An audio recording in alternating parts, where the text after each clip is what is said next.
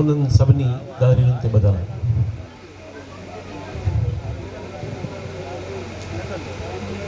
मां हिन किताब ते ॻाल्हाइण खां अॻु में ॿ टे हिकिड़ा बुनियादी नुक़्ता रखां ऐं पोइ सवलाई थींदी त अनवर पीरज़ादे जी लतीफ़ शनासी असांखे कीअं थी नज़र अचे। शाह लतीफ़ असांजे क्लासिकल दौर जो वॾे में वॾो हवालो आहे ऐं मां त चवंदुसि त न रुॻो क्लासिकल दौर जो पर सिंध जे अदबी इतिहास जो हेसिताईं जो वॾे में वॾो हवालो आहे।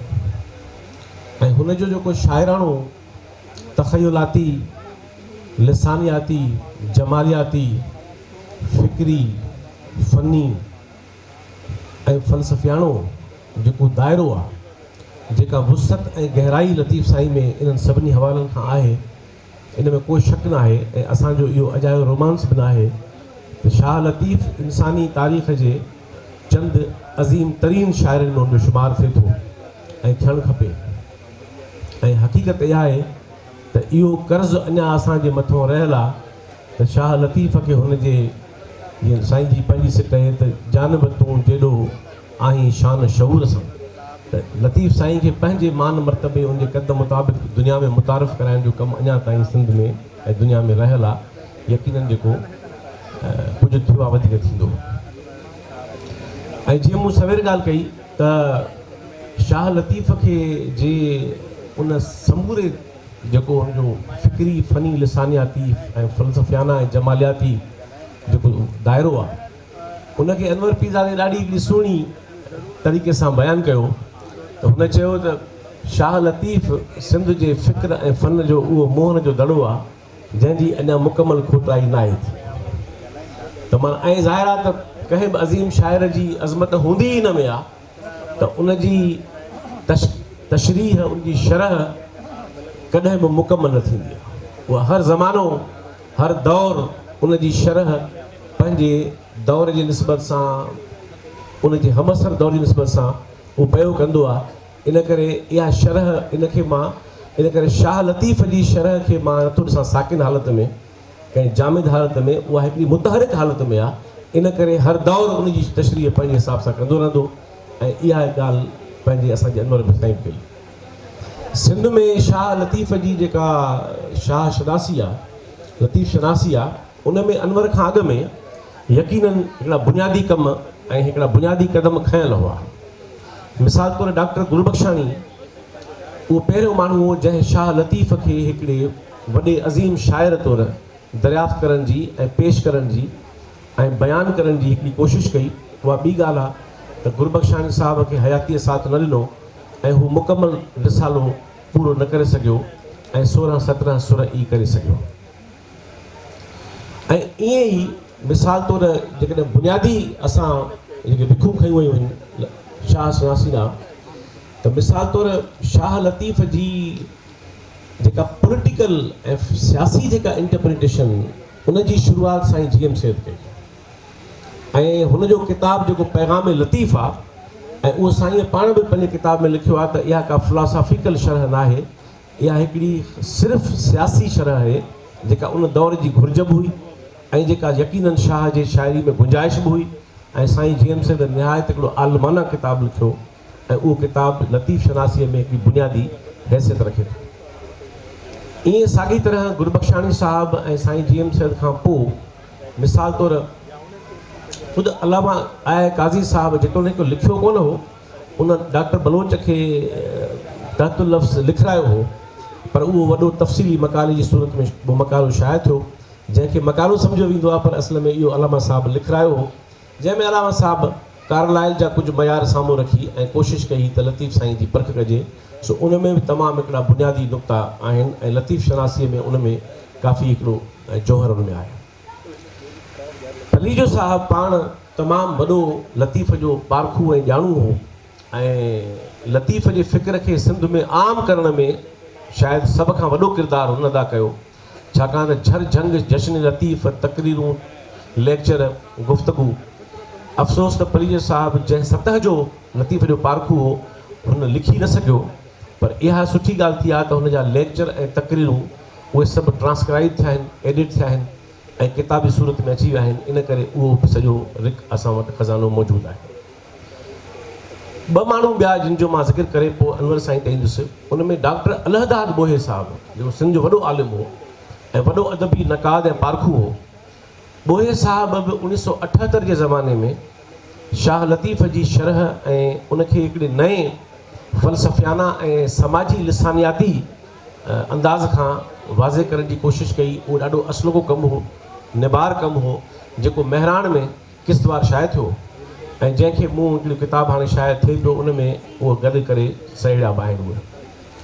ऐं ईअं डॉक्टर तनवीर अब्बासी साहिबु जो किताबु जेको शाह लतीफ़ जी शाइरी, जेको अवाइली तरह त 3 नंढनि किताबनि में शाये थियो, बाद में गॾिजी शाये थियो, उनखे बि असां यकीनी तौर ते हिकिड़े शाह लतीफ़ जी परख ऐं शनास जे हवाले सां बुनियादी किताबनि में शुमारु कयूं था। छाकाणि त उन किताब में नरगो तनवीर अब्बासी साहिबु क्लासिकल दौर खे डिस्कस कयो आहे, उन में शाह लतीफ़ की हैसियत खे बीहारियो आहे, पर शाह लतीफ़ जी शाइरी में जमालियात, शाह जी शाइरीअ जो तारीख़ी पस मंज़र, शाह जी शाइरीअ में मौसीक़ी अक्सबंदी, शाह जी शाइरीअ में फ़िक्र जा माख़ुज़ ऐं उन जा बुनियादी मुहरिक, इहे तमामु घणा पासा आहिनि।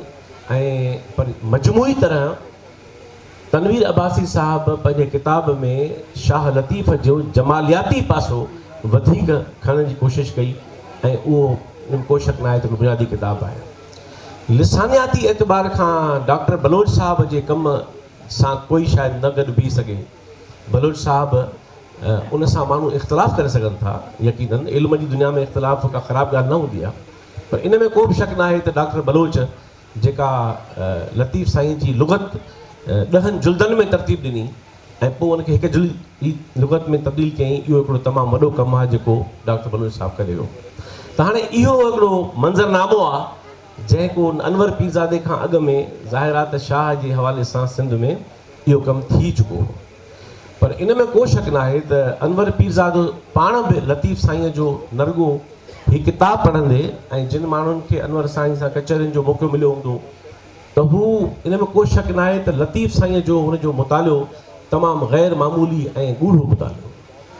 ऐं अनवर पीरज़ादो आम ज़िंदगीअ में बि पंहिंजे गुफ़्तगूअ में का बि ॻाल्हि अहिड़ी कंदो हो जेका गहरी हुजे त उन में उहो ज़रूरु लतीफ़ साईं जा बैत उन जूं सिटरूं हवाला खणी ईंदो हो। त इन में को शक न आहे त अनवर पीरज़ादे जो शुमार लतीफ़ साईं जे उन्हनि पारखुनि मां, उन जे ॼाणुनि मां आहे जिन लतीफ़ साईं खे निहायत गहराईअ सां पढ़ण ऐं सम्झण जी पंहिंजी हयातीअ में कोशिशि कई।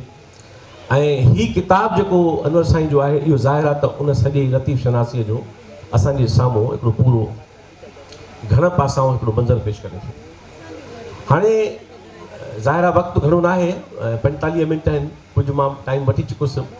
मां कोशिशि कंदुसि त मां ॿिया पासा लतीफ़ साईं जा जीअं छॾे, पर जेको अनवर पीरज़ादे जी लतीफ़ शनासी आहे हिन किताब में, उन जा बुनियादी नुक़्ता तव्हांजे साम्हूं पेश कयां त अनवर पीरज़ादे लतीफ़ साईं खे पढ़ण में कहिड़ो बंदि कयो आहे।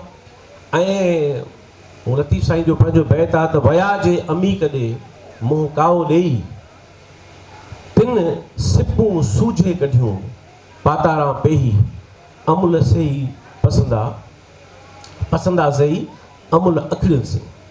त मां सम्झां थो त अनवर पीरज़ादे जो हे किताबु बिल्कुलु ईअं आहे त हू उन लतीफ़ साईं जे अमीक समुंड जे पातार में वियो आहे ऐं यकीनन उन मां उहे मोती खणी आयो आहे जेके असांखे उन्हनि किताब जी सूरत में साम्हूं ॾिना आहिनि। ऐं हाणे जेके हुन जा बुनियादी नुक़्ता आहिनि, ऐं मुंहिंजो हीअ किताबु मूं 30 पढ़ियो, मतिलबु हिन अॼोकी हिन प्रोग्राम जे ख़्याल खां मूं लफ़्ज़ तमामु ध्यान सां ऐं वॾी चाह ऐं प्यार मुहबत सां ऐं सोच फ़िक्र सां मां हुनखे पढ़ियो ऐं मुंहिंजी दिलि चयो ऐं मां यकीनन पंहिंजो पाण सां कमिटमेंट कई आहे त मां हिन किताब ते हिकिड़ो तफ़सीली मक़ालो लिखंदुसि त अनवर पीरज़ादे जी लतीफ़ शनासीअ जा बुनियादी नुक़्ता कहिड़ा, उहे तव्हांजे साम्हूं मां पेश कयां थो। अनवर पीरज़ादे जी हिन किताब जो हिकिड़ो दिलचस्प कमाल पासो इहो आहे त हू चए थो त लतीफ़ साईं जे दौर जी तारीख़ मौजूदु न आहे, मुस्तनद तारीख़ मौजूदु न आहे। हिकिड़ी धुकनि वारी, वधावनि वारी ऐं अक़ीदे परस्तीअ जे ख़्याल खां मौजनि वारी मुख़्तलिफ़ हवालनि सां हिकिड़ी टिड़ियल पखिड़ियल माख़ुज़ आहिनि पर दरअसल लतीफ़ साईं जो हमअसर दौर उन जी पकी पुख्ती पेराइती का मुस्तनद तारीख़ मौजूदु न आहे। त हिन में अनवर पीरज़ादे ॾाढी हिकिड़ी सुठी कोशिशि कई आहे। ऐं ज़ाहिर आहे त अदबी तनक़ीद अदबी परख जो कमाल इहो हूंदो आहे त अदबी परख अदब जी परख जा नवां नवां मैदान तख़लीक़ कंदी आहे, दरियाफ़्त कंदी आहे। त हिन में अनवर पीरज़ादे जी शुरूआति हितां कई आहे त शाह लतीफ़ जो रिसालो ई उहो वाहिद माख़ुज़ आहे जंहिंजे ज़रिए असां लतीफ़ साईं जे हमअसर दौर खे सम्झण जी कोशिशि करे सघूं था। ऐं हाणे इहो मनसूबो ज़ाहिर को सवलो न आहे त हिकिड़ी अलामती शाइरी, हिकिड़ी क्लासिकल दौर जी शाइरी मंझां उन हमअसर दौर खे पर यकीनन परख चइबो ई न खे आहे, तहक़ीक़ चइबो ई न खे आहे। ऐं इन ॻाल्हि खे डॉक्टर अहसन फारूकी जेको बरेसगी जो नक़ाद हो, इन क़िस्म जी रवश खे हुन पंहिंजे ज़माने में किताबु लिखियो तख़लीक़ी तनक़ीद। त हिकिड़ी तनक़ीद मेकानकी थींदी आहे पर हिकिड़ी तनक़ीद तख़लीक़ी बि थींदी आहे। त अनवर पीरज़ादे हिन किताब में कोशिशि इहा कई आहे त शाह जे हमअसर दौर खे सम्झण जे लाइ शाह जो रिसालो हिकिड़ो बुनियादी माख़ज़ जो कमु ॾेई सघे थो।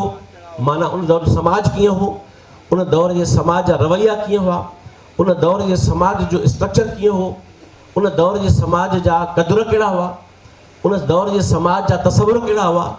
ऐं उन जंहिंखे फूको एपिस्टीम चयो आहे त हर दौर पंहिंजो हिकिड़ो नैरेटिव नुक़्ते नज़र ऐं हिकिड़ो एपिस्टीम पैदा करे थो।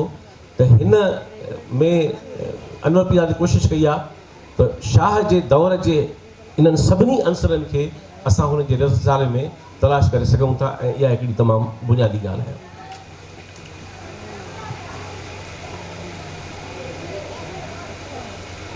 ॿोली अनवर पीरज़ादे हिन पंहिंजे किताब में इन तसवर खे या इन तासुर खे रद्द कयो आहे जेको आम तौर मुरविज आहे त शाह जे दौर जी ॿोली मरी चुकी आहे या उन जा घणा लफ़्ज़ मरी चुका आहिनि या उन जो घणो हिसो मतरूब थी चुको आहे। अनवर पीरज़ादे हिन पंहिंजे किताब में इन नुक़्ते नज़र खे चैलेंज कयो आहे। ऐं इहो मां सम्झां थो त हाणे ज़ाहिर आहे सिर्फ़ु हिकिड़ी इबारत सां चैलेंज करणु त सवले में सवलो कमु आहे, पर उनखे साबित करे ॾेखारणु उनजी शिकिल शबीह। त अनवर पीरज़ादे हिन पंहिंजे किताब में हाणे ज़ाहिर आहे जेकॾहिं मां हर हिकु मौज़ू ते हुनजा मिसाल खणंदुसि त पोइ त इहो पूरो ॾींहुं गुज़री वेंदो, इन करे मां मिसाल नथो ॾेई सघां टाइम जे करे, पर नुक़्ता उथारे सघां थो। त अनवर पीरज़ादे हिन में इहा कोशिशि कई आहे, मिसालनि सां गुफ़्तगू कई आहे ऐं ॻाल्हि ॿोल कई आहे, मुकालमो कयो आहे त शाह जी ॿोली शहरी माण्हूअ लाइ मरी वई आहे, पर शाह जी ॿोली अॼु बि लाड़ में ॻाल्हाई वञे थी, अॼु बि कोहिस्तान में ॻाल्हाई वञे थी, अॼु बि थर में ॻाल्हाई वञे थी, अॼु बि काछे में ॻाल्हाई वञे थी। त इहा जेको तसवर ऐं तासुर आहे त शाह जी ॿोली जो वॾो हिसो मतरूब थी वियो आहे, उनखे अनवर पीरज़ादो हिकु ज़िंदह ॿोली सम्झे थो, हिकु मुतहरिक ॿोली सम्झे थो, हिकु लिविंग लैंग्वेज सम्झे थो। ऐं मां सम्झां थो त इहा तहक़ीक़ जे ख़्याल खां तमामु हिकिड़ो दिलचस्प ऐं हिकिड़ो असुलो नुक़्तो आहे जेको अनवर पीरज़ादे हिन में खयो आहे। अनवर पीरज़ादे साहिबु हाणे ज़ाहिर जीअं मूं सवेरे ॻाल्हि कई त हर पारखू जेको आहे, हर नक़ाद जेको आहे, उहो ज़रूरु को नओं पासो खणी थो अचे। जेकॾहिं साॻिया ई पासा खणिबा त पोइ ज़ाहिर आहे त इहा परख कोन चइबी। गुरबख्शानी साहिबु कमु करे चुको, उहो करे चुको। साईं जेम्स हुन मंझां वतनी ऐं क़ौमी शाइर जी हैसियत ॻोल्ही त उहा हुन ठाहे जोड़े असांजे साम्हूं बीहारी। उन वाधारा मुमकिन आहिनि पर नुक़्तो अची चुको। रसूल बख्श पली जे हुन में हिकिड़ो इनक़िलाबी शाइर ॾिसण जी कोशिशि कई त उहा उनजी शिकिल ठाहे जोड़े बीहारे ॾेखारी। तनवीर अब्बासी उन में हिकिड़े जमालियाती जीनियस शाइर जी शिकिल शबीह ॻोल्हण जी कोशिशि कई, ठाहे बीहारी। त हिन में ईअं अलामा आए काज़ी साहिबु कारलाए जा मयार साम्हूं रखे हुनखे अज़ीम शाइर तौरु पेश करण जी कोशिशि कई। त तनवीर हिन में अनवर पीरज़ादे हिन किताब में जेका दिलचस्प कमु कयो आहे हिकिड़ो वॾो ओरिजिनल, उहो हुन इहो कयो आहे त हुन चयो आहे त दुनिया में जेके वॾा शाइर आहिनि उन्हनि मां हर शाइर वटि पंहिंजी पंहिंजूं बीहकूं आहिनि, पर जेके मौज़ू शाह लतीफ़ खया आहिनि इहे मौज़ू दुनिया जे ॿिए कंहिं बि अज़ीम शाइर हुन खां अॻु में ईअं न खया आहिनि।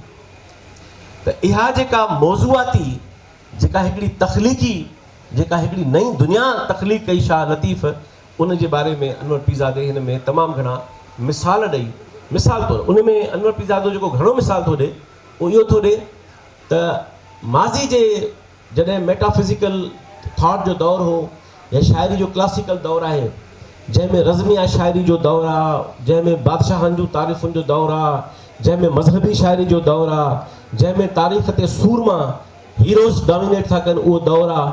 मुख़्तलिफ़ दौर आहिनि, पर अनवर पीरज़ादे हिन में कोशिशि कई आहे त इहा ॻाल्हि इस्टेब्लिश करे त आम माण्हूअ खे हीरो करे पेश करणु, आम माण्हूअ खे रोमेंटिसाइज़ करणु, इहो हिन खां अॻु में दुनिया जे ॿिए कंहिं बि इस्टेब्लिश्ड वॾे शाइर ईअं न कयो आहे।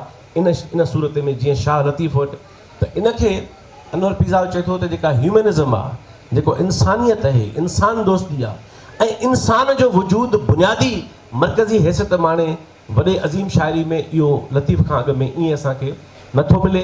ऐं ख़ुदि जेके वॾा सूफ़ी शाइर आहिनि, रूमी आहे अज़ीम शाइर आहे, पर हुनजो बुनियादी मौज़ू इंसान न आहे, उहो रूहानी इश्क़ आहे। ईअं ॿिया शाइर आहिनि, त इंसान खे बुनियादी मौज़ू बणाइण वारो वॾो शाइर, त हिन में अनवर कोशिशि कई आहे त उहे सभु मौज़ू पहिरियों दफ़ो अज़ीम शाइरनि जी उन फ़हिरिस्त में हिन वधी खयां आहिनि।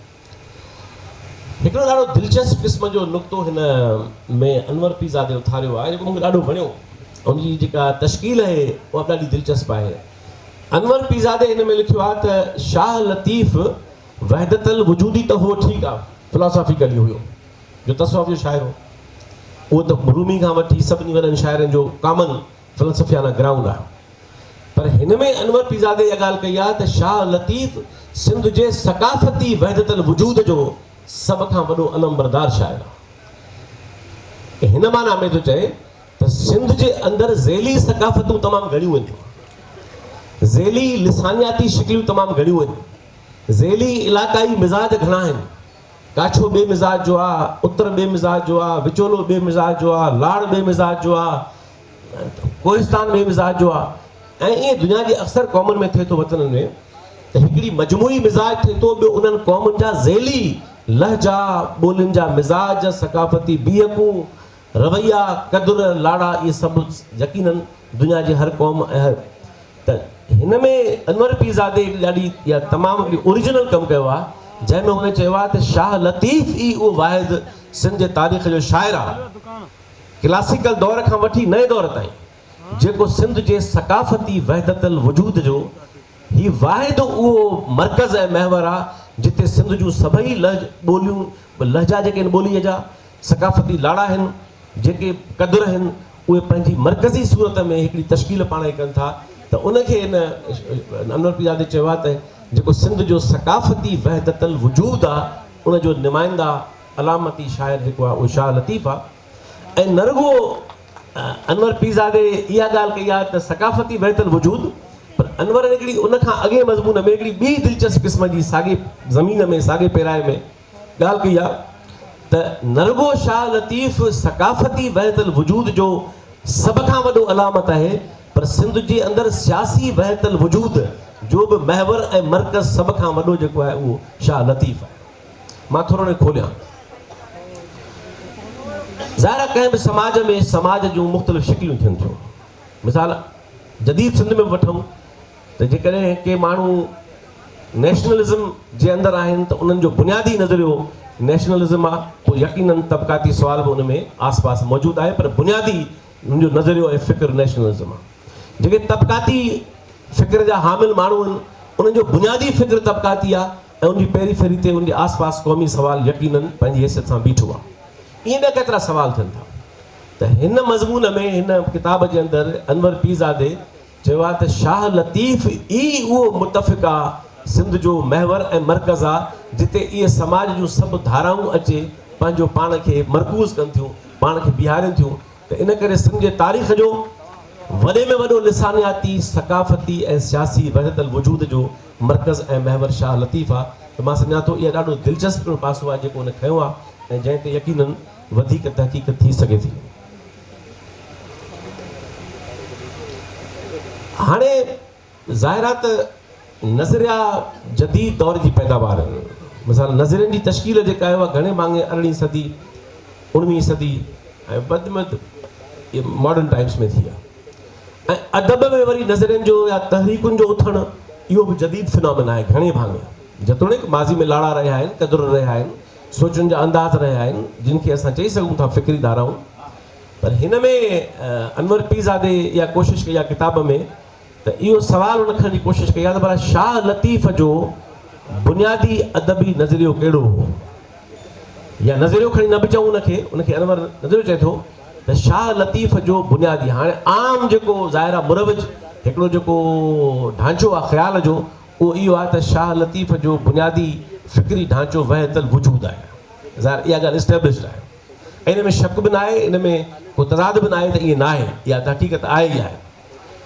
पर अनवर पीरज़ादे हिन जे अंदरि ज़ाहिर आहे त अनवर पीरज़ादो 20वीं सदी में सोची रहियो हो, 20वीं सदी में ॾिसी रहियो हो, ऐं उन दौर जूं हक़ीक़तूं ॾिसी रहियो।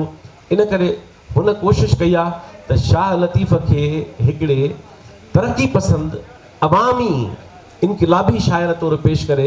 ऐं ज़ाहिर आहे त इहो कमु अनवर खां अॻु में पंहिंजे गुफ़्तगूअनि में, पंहिंजे लेक्चरनि में, पंहिंजे तक़रीरुनि में पलीअ साहब तमामु वॾे पैमाने ते करे चुको हो। पर अनवर पीरज़ादे बि उनखे पंहिंजे अंदाज़ सां, पंहिंजे नवाण सां ऐं पंहिंजे निबारपणे सां इन सवाल खे खणण जी कोशिशि कई आहे त इहो बि इन किताब जे अंदरि हिकिड़ो तमामु बुनियादी मौज़ू आहे।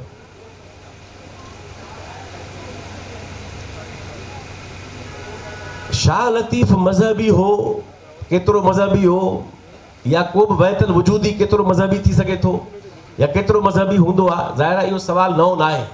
इहो रूमी खां वठी, हकीम सनाई खां वठी ऐं हाफ़िज़ खां वठी बींदे अॼोके दौर ताईं इहो सुवालु हमेशह इन्हनि माण्हुनि जे निस्बत सां बहस जो मौज़ू रहियो आहे। पर अनवर पीरज़ादो जीअं त ज़ाहिर आहे हिकिड़ो कमिटेड, हिकिड़ो नज़रियाती माण्हू हो, इन करे हुन ऐं उन सां उन ज़माने में इख़्तिलाफ़ बि कयो आहे रशीद भट्टी ऐं ॿियनि केतिरनि माण्हुनि त बाबा ही अनवर पीरज़ादो शाह लतीफ़ खे मार्क्सिस्ट बणाइण थो चाहे, इहो मुनासिबु न आहे। इहो केतिरनि माण्हुनि जो उन जे ज़माने में बि एतिराज़ु रहियो। पर ज़ाहिर आहे हिकिड़े ओरिजिनल नक़ाद खे, पारखू खे इहो हक़ु हूंदो आहे, पोइ उन सां माण्हू इतफ़ाक़ कनि, उन सां माण्हू इख़्तिलाफ़ कनि, इहो माण्हुनि जो हक़ु आहे। पर हिकिड़ो पारखू ज़रूरु नवां पासा तख़लीक़ करे थो, दरियाफ़्त करे थो। इन करे अनवर पीरज़ादे हिन में कोशिशि कई आहे दिलचस्प, उन में मिसाल न अथई। ज़ाहिर आहे त आया त जेकॾहिं शाह लतीफ़ मज़हबी बि आहे हुनजे ख़्याल में, त शाह लतीफ़ जे शाइरीअ में केतिरनि जायुनि ते हू तशकीक पसंदि बि आहे। हू ऐं हू चए थो, इन में अनवर लिखियो आहे त हू केतिरनि जायुनि ते ला मज़हब बि आहे। त इन करे हिन किताब में अनवर पीरज़ादे इहा जुरत कई आहे, इहा कोशिशि कई आहे त शाह लतीफ़ जे जेका बुनियादी फ़िक्री सुञाणप आहे उनखे मज़हब सां मशरूत करे पेश करण वारी हुन पूरे रवैये जी मज़ाहिमत कई आहे, उनखे कन्फ्रंट कयो आहे, अदबी तरह चैलेंज कयो आहे वॾी फज़ीलत सां, इल्मियत सां। ऐं हुन इहा ॻाल्हि उभारण जी कोशिशि कई आहे त शाह में मज़हबियत जा लाड़ा बि आहिनि, पर उहे बुनियादी न आहिनि। ऐं बुनियादी लाड़ा हुन जे शाइरी में, फ़िक्र में घणे भाङे ला मज़हबियत जा आहिनि। इहो टर्म ख़ुदि अनवर इस्तेमालु कयो आहे, त मां सम्झां थो इहो हिकिड़ो दिलचस्प पासो आहे जेको हुन अनवर पीरज़ादो हिकिड़ी ॻाल्हि खे सख़्तीअ सां रद्द करे थो हिन किताब में, पंहिंजी तक़रीरुनि में, पंहिंजे ऐं हूअ बि पंहिंजे कचहरी में बि कंदो हो त हीअ जेको तासुर आहे त शाह लतीफ़ उम्मी हो ऐं पढ़ियलु न हो। हाणे इहा ॻाल्हि उहे माण्हू था कनि जेके तालीम खे निसाबी तालीम सम्झनि था, त शायदि जेको माण्हू निसाबी तालीम पढ़ियलु न आहे त उनखे पढ़ियलु न सम्झिजे। त हाणे ज़ाहिर आहे अनवर पीरज़ादो हिकिड़ो इनक़िलाबी सोच जो माण्हू आहे, तरक़ी पसंदि माण्हू आहे, रोशन ख़्याल माण्हू आहे। त अनवर पीरज़ादो त इहो तस्लीम नथो करे सघे त जेको माण्हू कंहिं ईअं त साईं GM सिंध कंहिं कॉलेज में कोन वियो, कंहिं यूनिवर्सिटी में कोन पढ़ियो आहे, पोइ हू हेॾो आलिम हो, हेॾो मुफ़क़िर हो, त पोइ उनखे छा चइजे त उमी हो या उहो हुन में पढ़ियलु हो। अली मोहम्मद राशिदी जे फ़िक्र सां ऐं सियासत सां असां सभई इख़्तिलाफ़ करे सघूं था, पर हुनजे कलम ऐं सिंधी अदब में जेको हुनजो किताब शाहकार लिखियलु आहिनि पढ़ियलु त उहो बि कोन हो। हुसामुद्दीन राशिदी बि पढ़ियलु कोन हो। इन निसाबी माना में केतिरा माण्हू पढ़ियलु न हुआ। त हिन किताब में, हिन मज़मूननि में अनवर पीरज़ादे वराए इन ॻाल्हि खे चैलेंज कयो आहे त हीउ जेको तसवुरु कयो वञे थो त शाह लतीफ़ उम्मी हो, त पोइ हू ॿुधाए थो मिसाल ॾेई हिन किताब में, टाइम घटा मां तव्हांखे मिसाल ॿुधायां त हू चए थो त शाह लतीफ़ पंहिंजे शाइरीअ में अरबी लफ़्ज़, फ़ारसी लफ़्ज़, हिंदी लफ़्ज़, संस्कृत जा लफ़्ज़, तुर्की ॿोली जा लफ़्ज़ ऐं ॿियनि केतिरनि ॿोलियुनि जा लफ़्ज़ शाह लतीफ़ हिन में इस्तेमालु कया आहिनि। ऐं तमामु कमाल सां इस्तेमालु कया आहिनि। इन करे इहो कीअं मुमकिन आहे त हिकिड़ो शाइर एतिरनि घणनि ॿोलियुनि जा लफ़्ज़ इस्तिलाह एॾे तख़लीक़ी अंदाज़ सां इस्तेमालु करे, नई मानवियत पैदा करे इस्तेमालु करे, ऐं तव्हां चओ त उहो पढ़ियलु न हो या उमी हो, त हिन किताब में शाह लतीफ़ जे हवाले सां अनवर पीरज़ादे इन ॻाल्हि खे रद्द कयो आहे।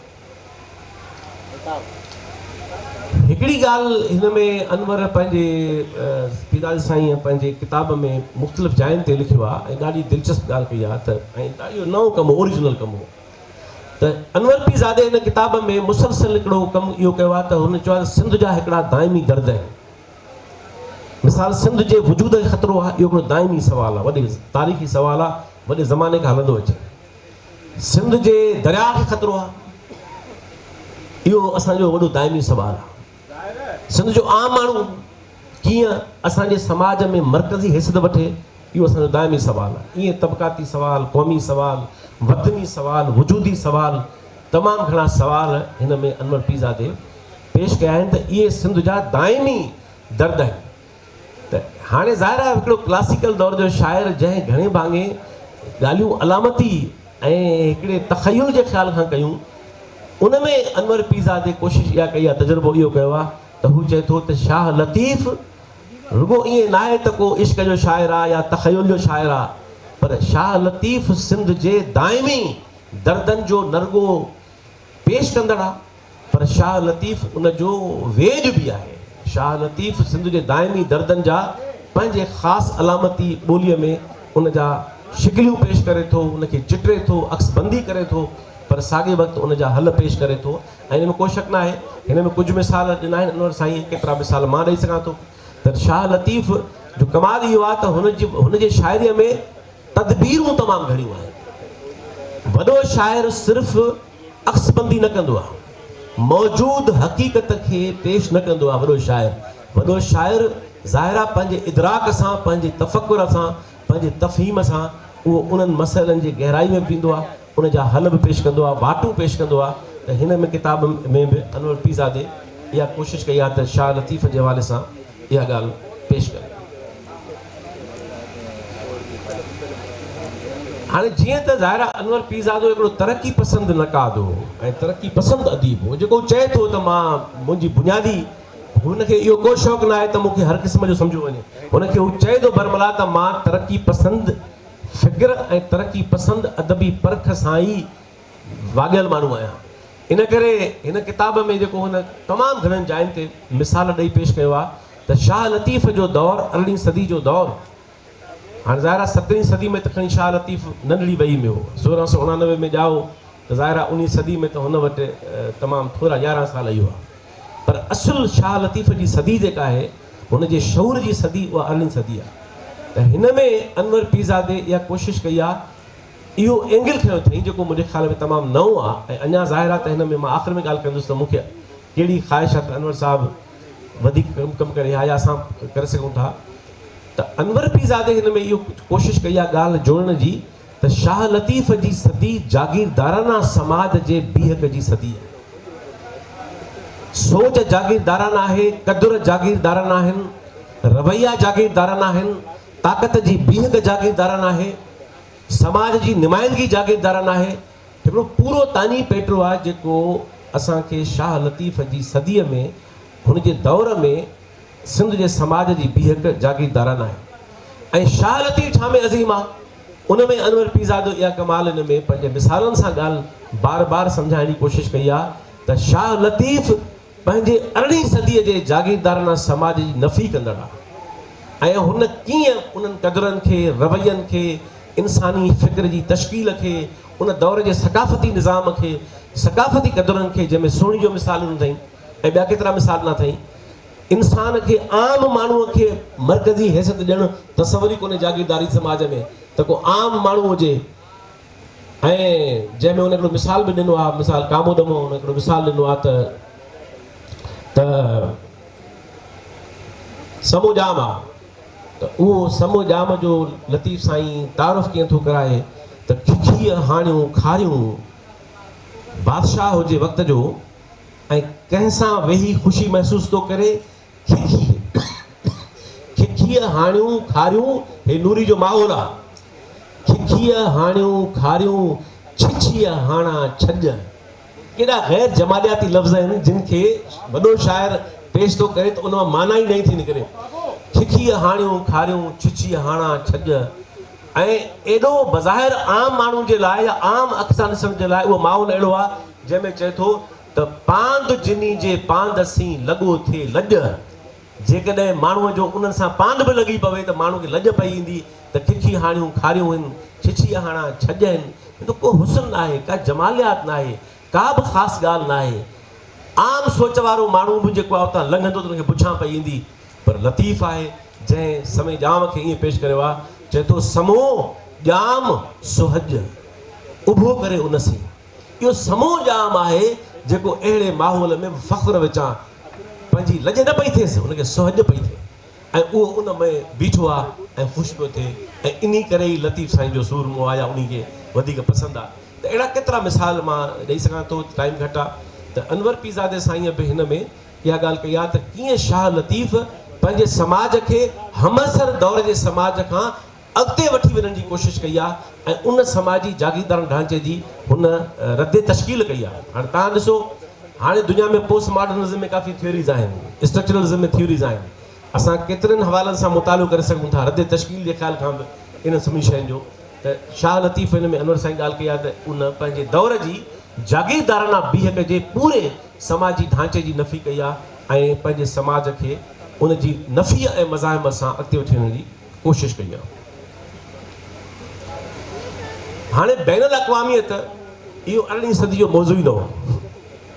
बैनुल अक़वामियत जो मौज़ू 19वीं सदीअ में घणे भाङे मार्क्सिज़म जी सोच जे नतीजे में उभरियो त इंसान ज़ाहिर क़ौमी सोच बि उन ज़माने में घणे भाङे तश्कील थी जदीद। त ही जेके बि जदीद सियासी नज़रिया आहिनि इहे उन दौर जी पैदावार आहिनि। पर शाह जे ज़माने में भला सिंध जे समाज में त इहो तसवर ई कोन हो त को बैनुल अक़वामियत खे को बुनियादी इंसानी जोहर सम्झे। त हिन में अनवर पीरज़ादे साईं ज़ाहिर तरक़ी पसंद हो त हुन कोशिशि कई आहे त शाह लतीफ़ खे तरक़ी पसंद फ़िक्र जे ख़्याल खां जेका हुनजी शरह करे उन में हुन केतिरनि मिसालनि सां कोशिशि कई आहे सम्झाइण जी त शाह जे फ़िक्र जो दाइरो ऐं शाह जे तख़य्युल जो दाइरो ऐं शाह जे तसवर जो दाइरो ऐं शाह जे इंसान जे तसवर जी तश्कील जो दाइरो जेको आहे उहो फ़क़ति मक़ामी न आहे। उहो जिते मक़ामी बि आहे उते क़ौमी बि आहे। त उहो बैनुल अक़वामियत जो हामिल बि आहे ऐं ज़ाहिर आहे उन में हुन रुॻो ॻाल्हि न कई आहे, हुन केतिरनि जायुनि ते इन खे मिसालनि सां सम्झाइण जी पूरी कोशिशि कई आहे। हाणे तरक़ी पसंदि फ़िक्र जी बीहक ॿी आहे, उनजा मयार ॿिया आहिनि, उनजा मापा ॿिया आहिनि, उनजा मान ॿिया आहिनि, शिकिलियूं ॿियूं आहिनि, उनजा क़दुर ॿिया आहिनि। ऐं तसव्वुफ़ जेको आहे उहो ज़ाहिर आहे त उहो बि हिकिड़ो क़दीम दौर जो ऐं मेडिवल दौर जो हिकिड़ो फ़िक्र आहे जंहिंजे अंदरि मुख़्तलिफ़ लाड़ा आहिनि जिन ते असां तनक़ीद बि करे सघूं था ऐं कुझु पासनि खे असां पंहिंजो करे ऐं खणी बि सघूं था। पर अनवर पीरज़ादो हाणे ज़ाहिर आहे इन में वॾे बहस जी गुंजाइश बि आहे ऐं जॾहिं मां इन ते मक़ालो लिखियो त मां उन में यकीननि इन ते वधीक बहस जी कोशिशि कंदुसि ॻाल्हि कजे हिन में। उहो इहो आहे त अनवर पीरज़ादो जीअं मूं सवेर ॻाल्हि में चई त हू पंहिंजे हिकिड़े मज़हबी घर में ॼाओ, पाण बि मज़हबी हो, हुनजो वालिद साहिबु तसव्वुफ़ ॾे माइल बि हो। हिन ॻोठ में बि हुन माहौल जेको आहे अमर पीरज़ादे लिखियो आहे पंहिंजे किताब में त हिते तसव्वुफ़ जो माहौल बि हो, मज़हबी माहौल बि हो। त अनवर पीरज़ादे ते ॿई असर गॾु गॾु थिया। मज़हब मां जिन छॾाए वियो पर तसव्वुफ़ ज़ाहिर आहे हुनजो क्लासिकल विरसो आहे, हुनजे पूरो उन में अनवर उन सां हमेशह पंहिंजे तरक़ी पसंदि फ़िक्र जे ख़्याल खां जुड़ियल रहियो। त हिन किताब में अनवर पीरज़ादे कोशिशि कई आहे त को ऐं इहा कोशिशि ज़ाहिर आहे त अनवर पीरज़ादे त बाद में कई आहे। मूं साईं जेम्स ते इहो किताब जेको लिखियो आहे उन में मूं तफ़सील सां हिन ॻाल्हि ते बहस गुफ़्तगू कई आहे, कुझु मज़मून बि लिखिया 2 साल में अख़बार में। त साईं जेम्स सैयद पंहिंजी किताब जीअं ॾिठो आहे मूं जे अंदरि तसव्वुफ़ जी हिकिड़ी अकुली ऐं सेक्युलर ऐं रोशन ख़्याल शरह करण जी कोशिशि कई पूरी ऐं ॾाढी हिकिड़ी उनजी बीहक ॾाढी बाकमाल आहे। इहा ज़ाहिर आहे साईं करे चुको हो 50s में ई। पर अनवर पीरज़ादे बि उन सॼे तनाज़ुर में पंहिंजे हिन किताब में केतिरनि जायुनि ते कोशिशि कई आहे त तसव्वुफ़ खे कीअं सेक्युलराइज़ करे सघिजे थो। हालांकि मुंहिंजो उन में काफ़ी इख़्तिलाफ़ी पासो बि आहे। हाणे ज़ाहिर मौक़ो न आहे त मां तसव्वुफ़ जे बुनियादी फ़लसफ़ियाना जोहर ते अचां ऐं तरक़ी पसंदी जे फ़िक्र अचां। ॿिन्ही में हिकु जहिड़ायूं बि तलाश करे सघजनि थियूं ॿिन्ही में बुनियादी तज़ाद बि आहे, मुंहिंजो ख़्यालु इहो आहे। पर बहरहाल हिकिड़ी अनवर तमामु सुठी ऐं हिकिड़ी सुहिणी कोशिशि कई आहे, जेका ज़ाहिरात असांखे ओपरी नथी लॻे, ॻरी नथी लॻे ऐं अजाई नथी लॻे, मसनूई नथी लॻे, मेकानकी नथी लॻे। ऐं जीअं मूं चयो त साईं जी एम सैद अॻ में बि इहो तमामु आलमाना अंदाज़ सां हिन मौज़ू खे सिंधी अदब में हुन पंहिंजी किताब में लिखी चुको आहे। हिन में बि इहा कोशिशि कई वई आहे। हाणे अनवर पीरज़ादे जो हिकिड़ो मनसूबो इहो बि हो, मां आख़िरी में अचां हिन सॼी ॻाल्हि ते त छो त घणा पासा आहिनि, टाइम बि घटि आहे अञा मूं वटि, हिन में 10 मिंट आहिनि त मां ॻाल्हि खे जेके बाक़ी पासा रहनि था, जेकॾहिं असां कुझु पासा नुक़्ता ॿिया खणी पोइ मां हिनखे सहेड़ियां ऐं उन ॾे अचां त आम तरह जेको चयो वेंदो आहे त शाह लतीफ़ जी शाइरी सॼी अलामती आहे। मिसाल तौरु शाह लतीफ़ जे बारे में इहो केतिरनि माण्हुनि लिखियो आहे त शाह इनायत खे हुन रूबरू ॾिठो, रूबरू जो मतिलबु आहे हुनजे नौजवानी जो ज़मानो आहे, पर शाह केतिरनि माण्हुनि जो ख़्यालु इहो आहे त उनखे हुन एड्रेस न कयो, या पंहिंजे दौर में जेको मुग़लनि जो दौर हो उनखे एड्रेस न कयो आहे। केतिरनि माण्हुनि जा मुख़्तलिफ़ एतिराज़ ऐं सुवाल आहिनि। उनमें उनजो लबे लबाब इहो आहे त उन्हनि माण्हुनि जो चवणु घणे भाङे इहो रहियो आहे त शाह जी शाइरी घणे भाङे बल्कि बुनियादी तरह आहे ई अलामती, इन करे सिधो इज़हार शाह करण खां शौरी तरह पासो कयो आहे। इहा हिकिड़ी ज़ाहिर आहे असांजे अदब में काफ़ी नुक़्ता इहे बहस हेठि रहिया आहिनि। अनवर पीरज़ादे ऐं इन खां अॻु ॿियनि बि नक़ादनि लिखियो आहे, माण्हुनि लिखियो आहे, पर अनवर पीरज़ादे हिन किताब में जेके उनजा बुनियादी मौज़ू आहिनि उन्हनि में हिकिड़ो मौज़ू इहो बि आहे जंहिंमें उन वराए मिसालनि सां कोशिशि कई आहे ॻाल्हि सम्झाइण जी त शाह जी शाइरीअ में अलामती पासो बि आहे। ऐं इन ॻाल्हि में मां अनवर साईं सां मुतफ़िक़ आहियां त शाह जी शाइरीअ में ज़ाहिरा फ़लसफ़ियाना अलामत निगारी बि आहे, तख़यलाती अलामत निगारी बि आहे, शाह जे शाइरीअ में अलामती किरदार बि आहिनि, अलामती क़दुर बि आहिनि, इहे अलामती रवैया बि आहिनि, इहो सभु कुझु आहे। पर शाह जी शाइरीअ में पंहिंजे समाज ऐं पंहिंजे दौर जे जेके बि नाकारी पासा आहिनि, जेके तारीख़ जे उबतड़ बीठल पासा आहिनि, उन्हनि सां उनजी मज़ाहिमत बि आहे, उनखे रद्द कयल बि आहे, उनजे बारे में उनजी नफ़ी बि आहे। त हिन किताब में इहा ॻाल्हि अनवर पीरज़ादे साईं पंहिंजे केतिरनि मिसालनि सां, जे वक़्तु हुजे त मां तव्हांखे बैत पढ़ी ॿुधायां, तव्हां पाण पढ़िजो, वधीक मां नुक़्ता थो ॿुधायां। त मुंहिंजे ख़्याल में इहा ॾाढो हिकिड़ो अहम नुक़्तो आहे जो शाह जे बारे में इहो चवणु त शाह पंहिंजे दौर जे ज़ुल्म खे जबर खे कोन ॾिठो, शाह उनजे बारे में का कोन लिखियो आहे। त हिन में अनवर पीरज़ादे मिसालनि सां, केतिरनि मिसालनि सां इहा ॻाल्हि वाज़े कई आहे। ऐं इहा ॻाल्हि ॿियनि बि केतिरनि माण्हुनि कई आहे, ईअं नाहे त न कई आहे। साईं जी एम सैद पैगाम लतीफ़ में इहा ॻाल्हि बार बार केतिरनि हवालनि सां लिखी आहे। यूसुफ शाहीन साहिबु ताज़ो 2-3 साल में किताबु लिखियो हिकिड़ो, उन में हुन काफ़ी सुठा इहे मिसाल ॾिना आहिनि, ॿियनि माण्हुनि बि केतिरा मिसाल ॾिना आहिनि। त हिन किताब में बि इहो नुक़्तो वॾी वज़ाहत सां पेश कयल आहे त शाह लतीफ़ जी शाइरी रुगो अलामत निगारी जी शाइरी नाहे, पर शाह जेकॾहिं माज़ी जो शाइर बि आहे, मुस्तक़बिल जे इदराक जो शाइर बि आहे, त शाह पंहिंजे हमसर दौर खां लातालुक़ शाइर नाहे। हुन पंहिंजे हमसर दौर जे समाज खे, हमसर दौर जे निज़ाम जे क़दरनि खे, जागीरदारी समाज जी बीहक खे ऐं सियासी बीहक खे ऐं मुलायत खे, जेके बि तंग नज़री जूं ऐं इंसान दुश्मनीअ जूं ताक़त जे जबर जी शिकिलियूं आहिनि, उनखे शाह पंहिंजी शाइरीअ में एड्रेस कयो आहे। इन करे इहो शाह जे मथां इल्ज़ाम या तनक़ीद दुरुस्त नथी लॻे।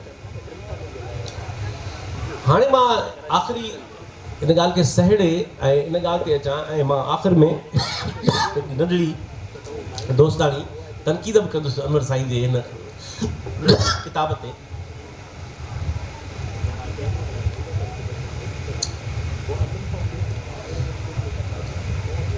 क्लासिकल दौर जा मौज़ू पंहिंजा हुआ, क्लासिकल दौर जा किरदार पंहिंजा हुआ, क्लासिकल दौर जूं बंदिशूं पंहिंजूं हुयूं। हाणे इहो त मुमकिन आहे त को 18वीं सदी जो शाइर मुकमल तरह 21वीं सदी में दाख़िल थी वञे ऐं 21वीं सदी जे हमअसर समाज खे ईअं पेश करे जीअं 21वीं सदी जो समाज पेश करे। पर वॾा शाइर, दुनिया जा अज़ीम शाइर, उहे ईअं कनि था त उहे ज़ाहिरा इदराक रखनि था, ॾाहप रखनि था, इन करे उहे मुस्तक़बिल जे समाज जी बि शिकिल पेश कंदा आहिनि मुस्तक़बिल जो इंसान पेश कंदा आहिनि, मुस्तक़बिल जा रवैया पेश कंदा आहिनि, पूरो हिकिड़ो जहान क्रिएट कंदा आहिनि त मुस्तक़बिल जो इंसान समाज क़दुर रवैया तख़युल तफ़कुर कीअं हूंदो, यकीनन वॾाई हूंदी हिन में आहे।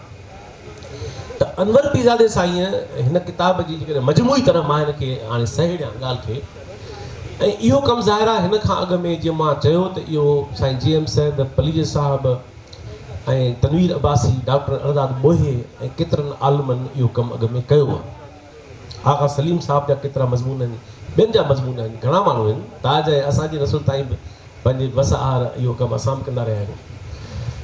उहो इहो सुवालु आहे, ऐं मुंहिंजो इन ते ई मां सही ॾींदुसि ॻाल्हि खे, त क्लासिकल दौर जे शाइरीअ खे अॼोके दौर सां ज़िंदा शिकिल में कीअं जोड़िजे।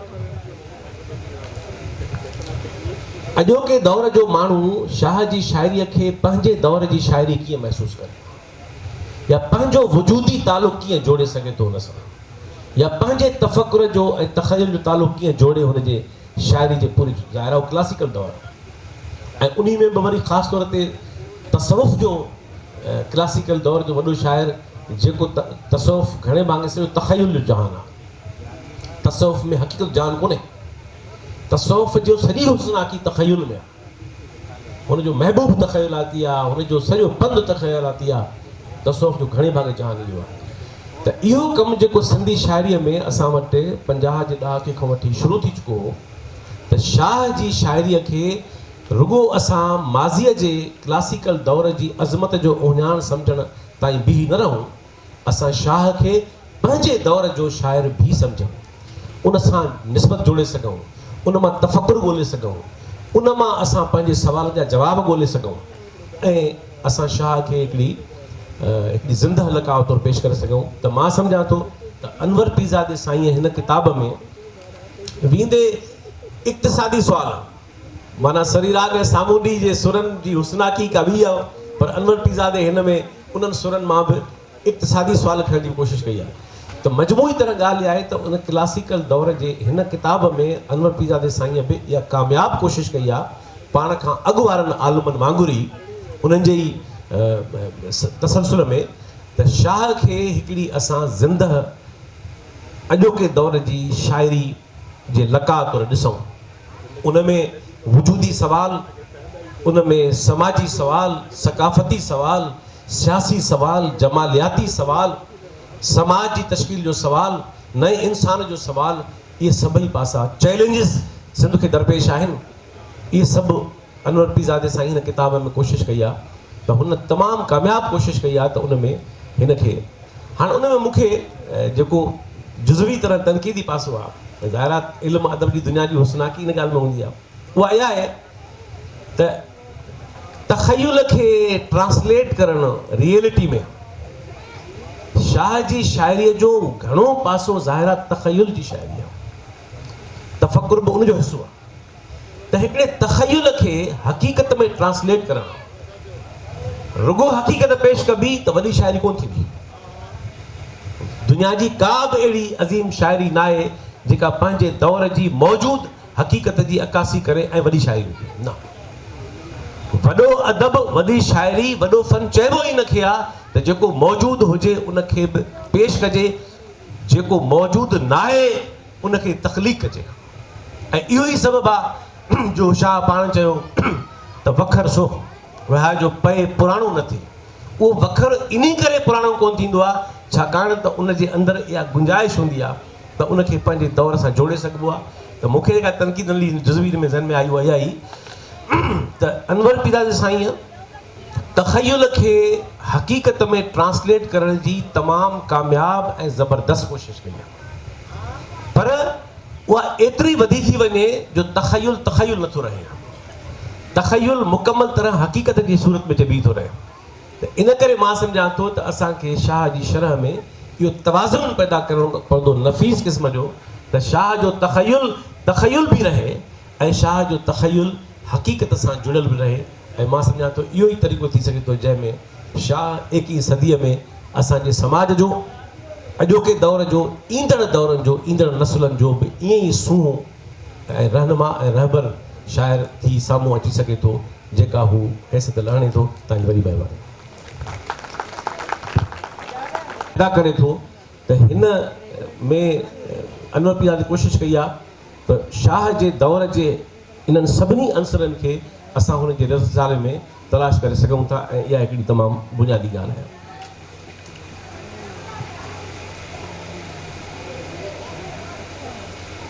ॿोली अनवर पीरज़ादे हिन पंहिंजे किताब में इन तसवर खे या इन तासुर खे रद्द कयो आहे जेको आम तौर मुरविज आहे त शाह जे दौर जी ॿोली मरी चुकी आहे या उन जा घणा लफ़्ज़ मरी चुका आहिनि या उन जो घणो हिसो मतलूब थी चुको आहे। अनवर पीरज़ादे हिन पंहिंजे किताब में इन नुक़्ते नज़र खे चैलेंज कयो आहे ऐं इहो मां सम्झां थो त हाणे ज़ाहिर आहे सिर्फ़ु हिकिड़ी इबारत सां चैलेंज करणु त सवलो में सवलो कमु आहे, पर उनखे साबित करे ॾेखारणु उनजी शिकिल शबीह त अनवर पीरज़ादे हिन पंहिंजे किताब में हाणे ज़ाहिर आहे जेकॾहिं मां हर हिकु मौज़ू ते हुनजा मिसाल खणंदुसि त पोइ त पूरो ॾींहुं गुज़री वेंदो, इन करे मां मिसाल नथो ॾेई सघां टाइम जे करे, पर नुक़्ता उथारे सघां थो त अनवर पीरज़ादे हिन में इहा कोशिशि कई आहे, मिसालनि सां गुफ़्तगू कई आहे ऐं ॻाल्हि ॿोल कई आहे, मुकालमो कयो आहे त शाह जी ॿोली शहरी माण्हूअ लाइ मरी वई आहे, पर शाह जी ॿोली अॼु बि लाड़ में ॻाल्हाई वञे थी, अॼु बि कोहिस्तान में ॻाल्हाई वञे थी, अॼु बि थर में ॻाल्हाई वञे थी, अॼु बि काछे में ॻाल्हाई वञे थी। त इहा जेको तसवर ऐं तासुर आहे त शाह जी ॿोली जो वॾो हिसो मतरूब थी वियो आहे, उनखे अनवर पीरज़ादो हिकु ज़िंदह ॿोली सम्झे थो, हिकु मुतहरिक ॿोली सम्झे थो, हिकु लिविंग लैंग्वेज सम्झे थो ऐं मां सम्झां थो त इहा तहक़ीक़ जे ख़्याल खां तमामु हिकिड़ो दिलचस्प ऐं हिकिड़ो असुलो नुक़्तो आहे जेको अनवर पीरज़ादे हिन में खयो आहे। अनवर पीरज़ादे साहिबु हाणे ज़ाहिर जीअं मूं सवेरे ॻाल्हि कई त हर पारखू जेको आहे, हर नक़ाद जेको आहे, उहो ज़रूरु को नओं पासो खणी थो अचे, जेकॾहिं साॻिया ई पासा खणबा त पोइ ज़ाहिर आहे त इहा परख कोन चइबी।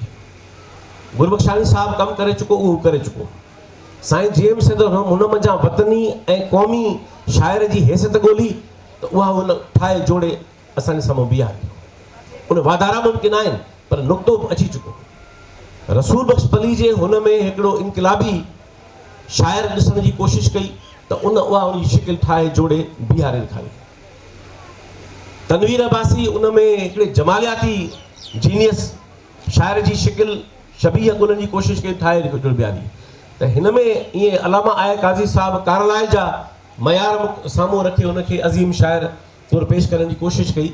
त तनवीर हिन में अनवर पीरज़ादे हिन किताब में जेका दिलचस्प कमु कयो आहे हिकिड़ो वॾो ओरिजिनल, उहो हुन इहो कयो आहे त हुन चयो आहे त दुनिया में जेके वॾा शाइर आहिनि उन्हनि मां हर शाइर वटि पंहिंजी पंहिंजूं बीहकूं आहिनि, पर जेके मौज़ू शाह लतीफ़ खया आहिनि इहे मौज़ू दुनिया जे ॿिए कंहिं बि अज़ीम शाइर हुन खां अॻु में ईअं न खया आहिनि।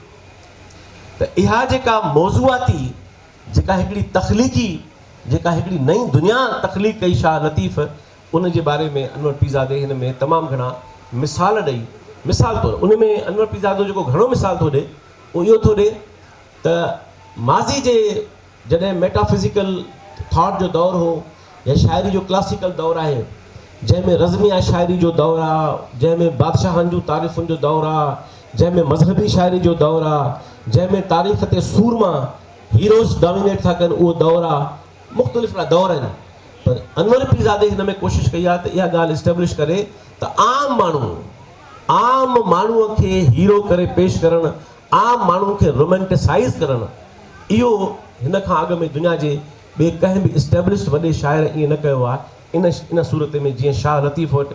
त इनखे अनवर पीरज़ादो चए थो त जेका ह्यूमनिज़म आहे, जेको इंसानियत आहे, इंसान दोस्ती आहे ऐं इंसान जो वजूद बुनियादी मरकज़ी हैसियत माणे वॾे अज़ीम शाइरी में इहो लतीफ़ खां अॻु में ईअं असांखे नथो मिले। ऐं ख़ुदि जेके वॾा सूफ़ी शाइर आहिनि, रूमी आहे अज़ीम शाइर आहे, पर हुनजो बुनियादी मौज़ू इंसान न आहे, उहो रूहानी इश्क़ आहे। ईअं ॿिया शाइर आहिनि त इंसान खे बुनियादी मौज़ू बणाइण वारो वॾो शाइर, त हिन में अनवर कोशिशि कई आहे त उहे सभु मौज़ू पहिरियों दफ़ो अज़ीम शाइरनि जी उन फ़हिरिस्त में हिन वधीक खया आहिनि। हिकिड़ो ॾाढो दिलचस्प क़िस्म जो नुक़्तो हिन में अनवर पीरज़ादे उथारियो आहे जेको मूंखे ॾाढो वणियो, उनजी जेका तश्कील आहे उहा ॾाढी दिलचस्प आहे। अनवर पीरज़ादे हिन में लिखियो आहे त शाह लतीफ़ वहदतल वजूदी त हो ठीकु आहे, फिलोसॉफिकली हुयो, जो तसव्वुफ़ जो शाइर हो, उहो त रूमी खां वठी सभिनी वॾनि शाइरनि जो कॉमन फ़लसफ़ियाना ग्राउंड आहे। पर हिन में अनवर पीरज़ादे इहा ॻाल्हि कई आहे त शाह लतीफ़ सिंध जे सकाफ़ती वहदतल वजूद जो सभ खां वॾो अलमबरदार शाइर आहे। हिन माना में थो चए त सिंध जे अंदरि ज़ेली सकाफ़तूं तमामु घणियूं आहिनि, ज़ेली लिसानियाती शिकिलियूं तमामु घणियूं आहिनि, ज़ेली इलाक़ाई मिज़ाज घणा आहिनि।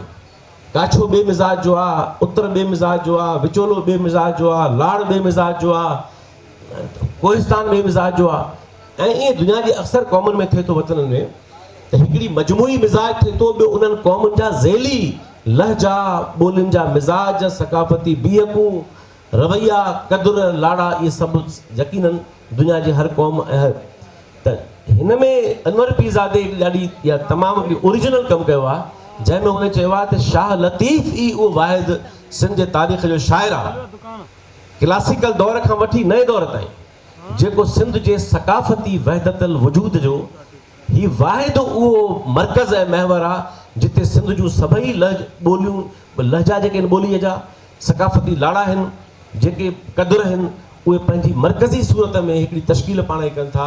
त उनखे हिन अनवर पीरज़ादे चयो आहे त जेको सिंध जो सकाफ़ती वहदतल वजूद आहे, उनजो नुमाइंदा अलामती शाइर जेको आहे उहो शाह लतीफ़ आहे। ऐं न रुॻो अनवर पीरज़ादे इहा ॻाल्हि कई आहे त सकाफ़ती वहदतल वजूद, पर अनवर हिकिड़ी उनखां अॻे मज़मून में हिकिड़ी ॿी दिलचस्प क़िस्म जी साॻे ज़मीन में, साॻे पैराए में ॻाल्हि कई आहे त न रुॻो शाह लतीफ़ सकाफ़ती वहदतल वजूद जो सभ खां वॾो अलामत आहे, पर सिंध जे अंदरि सियासी वहदतल वजूद जो बि महवर ऐं मर्कज़ सभ खां वॾो जेको आहे उहो शाह लतीफ़ आहे। मां थोरो ने खोलियां, ज़ाहिर आहे कंहिं बि समाज में समाज जूं मुख़्तलिफ़ शिकिलियूं थियनि थियूं। मिसाल जदीद सिंध में वठूं त जेकॾहिं के माण्हू नेशनलिज़म जे अंदरि आहिनि त उन्हनि जो बुनियादी नज़रियो नेशनलिज़म आहे, पोइ यकीनन तबक़ाती सुवाल बि उन में आस पास मौजूदु आहे, पर बुनियादी मुंहिंजो नज़रियो ऐं फ़िक्र नेशनलिज़म आहे। जेके तबक़ाती फ़िक्र जा हामिल माण्हू आहिनि, उन्हनि जो बुनियादी फ़िक्र तबक़ाती आहे, ऐं उनजी पहिरीं फेरी ते उनजे आस पास क़ौमी सवाल यकीनन पंहिंजी हैसियत सां बीठो आहे। ईअं ॿिया केतिरा सवाल थियनि था। त हिन मज़मून में हिन किताब जे अंदरि अनवर पीरज़ादे चयो आहे त शाह लतीफ़ ई उहो मुतफ़िक़ आहे, सिंध जो महवर ऐं मर्कज़ आहे, जिते इहे समाज जूं सभु धाराऊं अचे पंहिंजो पाण खे मरकूज़ कनि थियूं, पाण खे बीहारनि थियूं। त इन करे सिंध जे तारीख़ जो वॾे में वॾो लिसानियाती, सकाफ़ती ऐं सियासी वहदतल वजूद जो मर्कज़ ऐं महवर शाह लतीफ़ आहे। त मां सम्झां थो इहा ॾाढो दिलचस्प पासो आहे जेको हुन खयों आहे, ऐं जंहिं ते यकीनन वधीक तहक़ीक़ थी सघे थी। हाणे ज़ाहिर आहे त नज़रिया जदीद दौर जी पैदावार आहिनि। मिसाल नज़रियनि जी तश्कील जेका आहे उहा घणे भाङे 18वीं सदी, 19वीं सदी ऐं वधि में वधि इहे मॉडर्न टाइम्स में थी आहे। ऐं अदब में वरी नज़रियनि जो या तहरीकुनि जो उथणु इहो बि जदीद फिनोमेना आहे घणे भाङे। जेतोणीकि माज़ी में लाड़ा रहिया आहिनि, क़दुर रहिया आहिनि, सोचनि जा अंदाज़ रहिया आहिनि, जिन खे असां चई सघूं था फ़िक्री धाराऊं। पर हिन में अनवर पीरज़ादे इहा कोशिशि कई आहे किताब में त इहो सुवालु हुन खणण जी कोशिशि कई आहे त भला शाह लतीफ़ जो बुनियादी अदबी नज़रियो कहिड़ो हो, या नज़रियो खणी न बि चऊं उनखे अनवर नज़रियो चए थो त शाह लतीफ़ जो बुनियादी, हाणे आम जेको ज़ाहिर आहे मुरवज हिकिड़ो जेको ढांचो आहे ख़्याल जो, उहो इहो आहे त शाह लतीफ़ जो बुनियादी फ़िक्री ढांचो वहदतल वजूद आहे। ज़ाहिर इहा ॻाल्हि इस्टेब्लिश्ड आहे, ऐं इन में शक बि न आहे, इन में को तज़ाद बि न आहे त ईअं न आहे, इहा त हक़ीक़त आहे ई आहे। पर अनवर पीरज़ादे हिन जे अंदरि ज़ाहिर आहे त अनवर पीरज़ादो 20वीं सदी में सोची रहियो हो, 20वीं सदी में ॾिसी रहियो हो, ऐं उन दौर जूं हक़ीक़तूं ॾिसी रहियो हो। इन करे हुन कोशिशि कई आहे त शाह लतीफ़ खे हिकिड़े तरक़ी पसंदि अवामी इनक़िलाबी शाइर तौरु पेश करे। ऐं ज़ाहिर आहे त इहो कमु अनवर खां अॻु में पंहिंजे गुफ़्तगूअनि में, पंहिंजे लेक्चरनि में, पंहिंजे तक़रीरुनि में पलीअ साहब तमामु वॾे पैमाने ते करे चुको हो। पर अनवर पीरज़ादे बि उनखे पंहिंजे अंदाज़ सां, पंहिंजे नवाण सां ऐं पंहिंजे निबारपणे सां इन सवाल खे खणण जी कोशिशि कई आहे। त इहो बि इन किताब जे अंदरि हिकिड़ो तमामु बुनियादी मौज़ू आहे।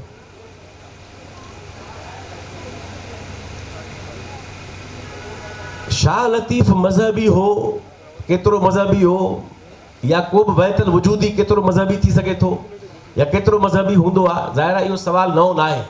इहो रूमी खां वठी हकीम सनाई खां वठी हाफ़िज़ खां वठी बींदे अॼोके दौर ताईं इहो सुवालु हमेशह इन्हनि माण्हुनि जे निस्बत सां बहस जो मौज़ू रहियो आहे। पर अनवर पीरज़ादो जीअं त ज़ाहिर आहे हिकिड़ो कमिटेड हिकिड़ो नज़रियाती माण्हू हो, इन करे हुन ऐं उन सां उन ज़माने में इख़्तिलाफ़ बि कयो आहे रशीद भट्टी ऐं ॿियनि केतिरनि माण्हुनि त बाबा ही अनवर पीरज़ादो शाह लतीफ़ खे मार्क्सिस्ट बणाइण थो चाहे, इहो मुनासिबु न आहे। इहो केतिरनि माण्हुनि जो उन जे ज़माने में बि एतिराज़ रहियो। पर ज़ाहिर आहे हिकिड़े ओरिजिनल नक़ाद खे पारखू खे इहो हक़ु हूंदो आहे, पोइ उन सां माण्हू इतफ़ाक़ कनि, उन सां माण्हू इख़्तिलाफ़ कनि, इहो माण्हुनि जो हक़ु आहे। पर हिकिड़ो पारखू ज़रूरु नवां पासा तख़लीक़ करे थो, दरियाफ़्त करे थो। इन करे अनवर पीरज़ादे हिन में कोशिशि कई आहे दिलचस्प, उन में मिसाल न अथई। ज़ाहिर आहे त आया त जेकॾहिं शाह लतीफ़ मज़हबी बि आहे हुनजे ख़्याल में, त शाह लतीफ़ जे शाइरीअ में केतिरनि जायुनि ते हू तशकीक पसंदि बि आहे। हू ऐं हू चए थो, इन अनवर लिखियो आहे त हू केतिरनि जायुनि ते ला मज़हब बि आहे। त इन करे हिन किताब में अनवर पीरज़ादे इहा जुरत कई आहे, इहा कोशिशि कई आहे त शाह लतीफ़ जे जेका बुनियादी फ़िक्री सुञाणप आहे उनखे मज़हब सां मशरूत करे पेश करण वारी हुन पूरे रवैये जी मज़ाहिमत कई आहे, उनखे कन्फ्रंट कयो आहे, अदबी तरह चैलेंज कयो आहे वॾी फ़ज़ीलत सां, इल्मियत सां। ऐं हुन इहा ॻाल्हि उभारण जी कोशिशि कई आहे त शाह में मज़हबियत जा लाड़ा बि आहिनि, पर उहे बुनियादी न आहिनि। ऐं बुनियादी लाड़ा हुन जे शाइरी में फ़िक्र में घणे भाङे ला मज़हबियत जा आहिनि। इहो टर्म ख़ुदि अनवर इस्तेमालु कयो आहे, त मां सम्झां थो इहो हिकिड़ो दिलचस्प पासो आहे जेको हुन अनवर पीरज़ादो हिकिड़ी ॻाल्हि खे सख़्तीअ सां रद्द करे थो हिन किताब में, पंहिंजी तक़रीरुनि में, पंहिंजे ऐं हूअं बि कचहरी में बि कंदो हो त हीअ जेको तासुर आहे त शाह लतीफ़ उम्मी हो ऐं पढ़ियलु न हो। हाणे इहा ॻाल्हि उहे माण्हू था कनि जेके तालीम खे निसाबी तालीम सम्झनि था, त शायदि जेको माण्हू निसाबी तालीम पढ़ियलु न आहे त उनखे पढ़ियलु न सम्झिजे। त हाणे ज़ाहिर आहे अनवर पीरज़ादो हिकिड़ो इनक़िलाबी सोच जो माण्हू आहे, तरक़ी पसंदि माण्हू आहे, रोशन ख़्याल माण्हू आहे। त अनवर पीरज़ादो त इहो तस्लीम नथो करे सघे त जेको माण्हू कंहिं ईअं त साईं GM सिंध कंहिं कॉलेज में कोन वियो, कंहिं यूनिवर्सिटी में कोन पढ़ियो आहे, पोइ हू हेॾो आलिम हो, हेॾो मुफ़क़िर हो, त पोइ उनखे छा चइजे त उम्मी हो या उहो हुन में पढ़ियलु हो। अली मोहम्मद राशिदी जे फ़िक्र सां ऐं सियासत सां असां सभई इख़्तिलाफ़ करे सघूं था, पर हुनजे कलम ऐं सिंधी अदब में जेको हुनजो किताब शाहकार लिखियलु आहिनि पढ़ियलु त उहो बि कोन हो। हुसामुद्दीन राशिदी बि पढ़ियलु कोन हो, इन निसाबी माना में केतिरा माण्हू पढ़ियलु न हुआ। त हिन किताब में, हिन मज़मूननि में अनवर पीरज़ादे वराए वराए इन ॻाल्हि खे चैलेंज कयो आहे त हीउ जेको तसवर कयो वञे थो त शाह लतीफ़ उम्मी हो, त पोइ हू ॿुधाए थो मिसाल ॾेई हिन किताब में, टाइम घटा मां तव्हांखे मिसाल ॿुधायां त हू चए थो त शाह लतीफ़ पंहिंजे शाइरीअ में अरबी लफ़्ज़, फ़ारसी लफ़्ज़, हिंदी लफ़्ज़, संस्कृत जा लफ़्ज़, तुर्की ॿोली जा लफ़्ज़ ऐं ॿियनि केतिरनि ॿोलियुनि जा लफ़्ज़ शाह लतीफ़ हिन में इस्तेमालु कया आहिनि ऐं तमामु कमाल सां इस्तेमालु कया आहिनि। इन करे इहो कीअं मुमकिन आहे त हिकिड़ो शाइर एतिरनि घणनि ॿोलियुनि जा लफ़्ज़, इस्तिलाह एॾे तख़लीक़ी अंदाज़ सां इस्तेमालु करे, नई मानवियत पैदा करे इस्तेमालु करे, ऐं तव्हां चओ त उहो पढ़ियलु न हो या उम्मी हो। त हिन किताब में शाह लतीफ़ जे हवाले सां अनवर पीरज़ादे इन ॻाल्हि खे रद्द कयो आहे।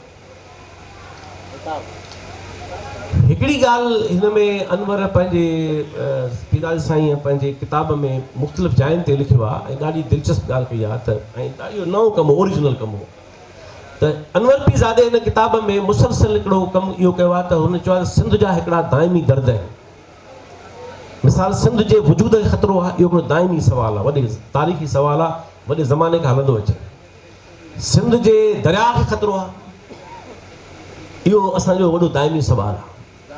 सिंध जो आम माण्हू कीअं असांजे समाज में मर्कज़ी हैसियत वठे, इहो असांजो दाइमी सुवालु आहे। ईअं तबक़ाती सुवाल, क़ौमी सुवाल, वतनी सुवाल, वजूदी सुवाल, तमामु घणा सुवाल हिन में अनवर पीरज़ादे पेश कया आहिनि त इहे सिंध जा दाइमी दर्द आहिनि। त हाणे ज़ाहिर आहे हिकिड़ो क्लासिकल दौर जो शाइर जंहिं घणे भाङे ॻाल्हियूं अलामती ऐं हिकिड़े तख़युल जे ख़्याल खां कयूं, उन में अनवर पीरज़ादे कोशिशि इहा कई आहे, तजुर्बो इहो कयो आहे त हू चए थो त शाह लतीफ़ रुगो ईअं न आहे त को इश्क जो शाइर आहे या तख़युल जो शाइर आहे, पर शाह लतीफ़ सिंध जे दाइमी दर्दनि जो नरगो पेश कंदड़ आहे, पर शाह लतीफ़ उन जो वेज बि आहे। शाह लतीफ़ सिंध जे दाइमी दर्दनि जा पंहिंजे ख़ासि अलामती ॿोलीअ में उन जा शिकिलियूं पेश करे थो, उनखे चिटे थो, अक्सबंदी करे थो, पर साॻे वक़्तु उन जा हल पेश करे थो। ऐं हिन में को शक न आहे, हिन में कुझु मिसाल ॾिना आहिनि अनवर साईं, केतिरा मिसाल मां ॾेई सघां थो त शाह लतीफ़ जो कमाल इहो आहे त हुनजे शाइरीअ में तदबीरूं तमामु घणियूं आहिनि। वॾो शाइर सिर्फ़ु अक्सबंदी न कंदो आहे, मौजूदु हक़ीक़त खे पेश न कंदो आहे। वॾो शाइर ज़ाहिरा पंहिंजे इदराक सां, पंहिंजे तफ़कुर सां, पंहिंजे तफ़हीम सां उहो उन्हनि मसइलनि जी गहराई में वेंदो आहे, उन जा हल बि पेश कंदो आहे, वाटूं पेश कंदो आहे। त हिन में किताब में बि अनवर पीरज़ादे इहा कोशिशि कई आहे त शाह लतीफ़ जे हवाले सां इहा ॻाल्हि पेश करे।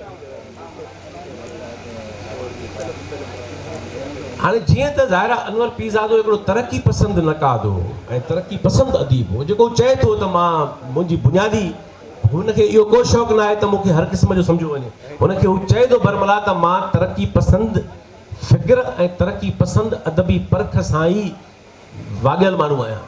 इन करे हिन किताब में जेको हुन तमामु घणनि जायुनि ते मिसाल ॾेई पेश कयो आहे त शाह लतीफ़ जो दौरु 18वीं सदी जो दौरु, हाणे ज़ाहिरा 17वीं सदी में त खणी शाह लतीफ़ नंढड़ी वई में हो, 1689 में ॼाओ त ज़ाहिरा 19 सदी में त हुन वटि तमामु थोरा 11 साल ई हुआ। पर असुल शाह लतीफ़ जी सदी जेका आहे, हुनजे शऊर जी सदी, उहा 18वीं सदी आहे। त हिन में अनवर पीरज़ादे इहा कोशिशि कई आहे, इहो एंगल खयों अथई जेको मुंहिंजे ख़्याल में तमामु नओं आहे। ऐं अञा ज़ाहिर आहे त हिन में मां आख़िर में ॻाल्हि कंदुसि त मूंखे कहिड़ी ख़्वाहिश आहे त अनवर साहिबु वधीक कमु करे या असां करे सघूं था। त अनवर पीरज़ादे हिन में इहो कोशिशि कई आहे ॻाल्हि जोड़ण जी त शाह लतीफ़ जी सदी जागीरदाराना समाज जे बीहक जी सदी आहे।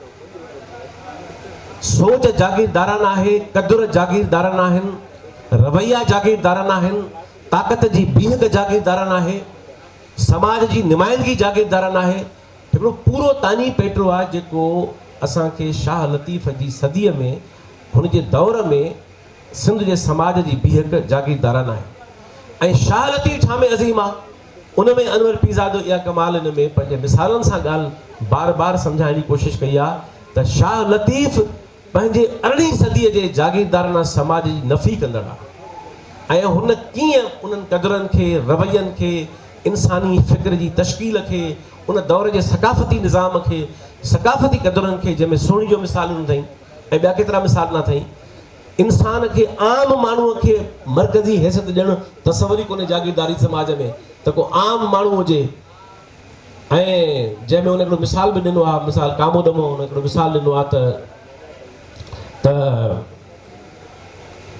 समो जाम आहे, त उहो समो जाम जो लतीफ़ साईं तारुफ़ कीअं थो कराए त खिखीअ हाणियूं खारियूं बादशाह हुजे वक़्त जो ऐं कंहिं सां वेही ख़ुशी महसूस थो करे, खिखीअ हाणियूं खारियूं, हे नूरी जो माहौल आहे। खिखीअ हाणियूं खारियूं छिछीअ हाणा छॼ, केॾा ग़ैर जमालियाती लफ़्ज़ आहिनि जिन खे वॾो शाइर पेश थो करे त उन मां माना ई नई थी निकिरे। खिखीअ हाणियूं खारियूं छिछीअ हाणा छॼ, ऐं एॾो बज़ाहिर आम माण्हू जे लाइ या आम अख सां ॾिसण जे लाइ उहो माहौल अहिड़ो आहे जंहिंमें चए थो त पांद जिनी जे पांद सी लॻो थिए लॼ, जेकॾहिं माण्हूअ जो उन्हनि सां पांद बि लॻी पवे त माण्हू खे लॼ पई ईंदी त खिखी हाणियूं खारियूं आहिनि, छिछीअ हाणा छॼ आहिनि। त को हुस्न न आहे, का जमालियात न आहे, का बि ख़ासि ॻाल्हि न आहे। आम सोच वारो माण्हू बि जेको आहे उतां लंघंदो त हुनखे पुछां पई ईंदी। पर लतीफ़ आहे जंहिं समय जाम खे ईअं पेश करियो आहे, चए थो समो ॼाम सुहज उभो करे उन सी। इहो समो ॼाम आहे जेको अहिड़े माहौल में फ़ख्र विचां पंहिंजी लॼ न पई थिएसि, हुनखे सुहज पई थिए ऐं उहो उन में बीठो आहे ऐं ख़ुशि पियो थिए। ऐं इन करे ई लतीफ़ साईं जो सूरमो आहे या उन खे वधीक पसंदि आहे। त अहिड़ा केतिरा मिसाल मां ॾेई सघां थो, टाइम घटि आहे। त अनवर पीरज़ादे साईं बि हिन में इहा ॻाल्हि कई आहे त कीअं शाह लतीफ़ पंहिंजे समाज खे हमअसर दौर जे समाज खां अॻिते वठी वञण जी कोशिशि कई आहे ऐं उन समाजी जागीरदार ढांचे जी हुन रद्द तश्कील कई आहे। हाणे तव्हां ॾिसो, हाणे दुनिया में पोस्ट मॉडर्निज़म में काफ़ी थ्योरीज़ आहिनि, स्ट्रक्चरलिज़म में थ्योरीज़ आहिनि। असां केतिरनि हवालनि सां मुतालो करे सघूं था रद्द तश्कील जे ख़्याल खां बि इन सभिनी शयुनि जो। त शाह लतीफ़ हिन में अनवर साईं ॻाल्हि कई आहे त उन पंहिंजे दौर जी जागीरदाराना बीहक जे पूरे समाजी ढांचे जी नफ़ी कई आहे ऐं पंहिंजे समाज खे उन जी नफ़ी ऐं मज़ाहिम सां अॻिते वठी वञण जी कोशिशि कई आहे। हाणे बैनुल अक़वामियत इहो 18वीं सदी जो मौज़ू ई न हो।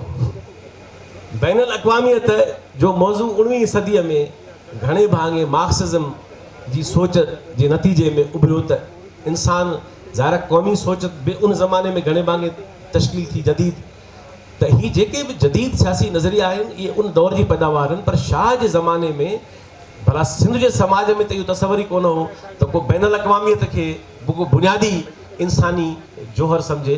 त हिन में अनवर पीज़ाद साईं ज़ाहिर तरक़ी पसंदि हो, त हुन कोशिशि कई आहे त शाह लतीफ़ खे तरक़ी पसंदि फ़िक्र जे ख़्याल खां जेका हुनजी शरह करे उन में हुन केतिरनि मिसालनि सां कोशिशि कई आहे सम्झाइण जी त शाह जे फ़िक्र जो दाइरो ऐं शाह जे तख़युल जो दाइरो ऐं शाह जे तसवुर जो दाइरो ऐं शाह जे इंसान जे तसवुर जी तश्कील जो दाइरो जेको आहे उहो फ़क़ति मक़ामी न आहे, उहो जिते मक़ामी बि आहे उते क़ौमी बि आहे, त उहो बैनुल अक़वामियत जो हामिल बि आहे।